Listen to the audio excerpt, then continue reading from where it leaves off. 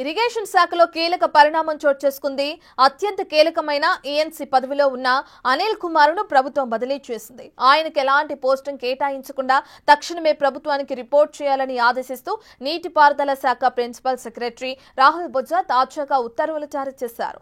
అధికారికంగా ఈ బదిలీని పరిపాలనా సౌలభ్యం కోసం అని చెబుతున్న మేడిగడ్డ బ్యారేజ్ గ్రౌండింగ్ వ్యవహారం ఇటీవల ఏసీబీకి పట్టుబడిన ఓ అధికారి శ్రీధర్తో అనిల్ కుమార్ కు ఉన్న సంబంధాలు, శాఖలోని కీలక సమాచారం లీక్ అవుతుందన్న ఆరోపణల నేపథ్యంలోనే ఈ వేటు పడినట్లు తెలుస్తుంది. అయితే అనిల్ బదిలీతో మహమ్మద్ అమ్జద్ హుస్సేన్ కు అదనపు బాధ్యతలు అప్పగించారు.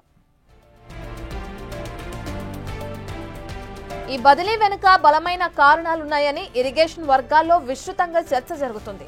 ఇటీవల ఏసీబీకి చిక్కిన అధికారి శ్రీధర్తో అనిల్ కుమార్ కు సన్నిహిత సంబంధాలున్నాయనే ఆరోపణలు ఉన్నాయి. అయితే ఈ కేసు విచారణలో భాగంగా ప్రభుత్వానికి కీలక సమాచారం అందించినట్లు కూడా తెలుస్తుంది.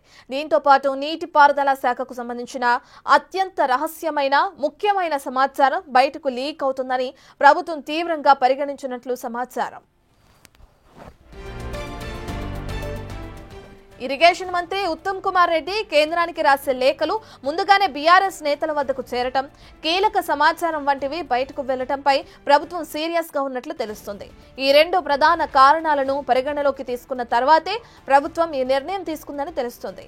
ఎటువంటి పోస్టింగ్ ఇవ్వకుండా జీఐడీకి రిపోర్ట్ చేయమనటం ఈ ఆరోపణలకు మరింత బలం చేకూరుస్తుంది.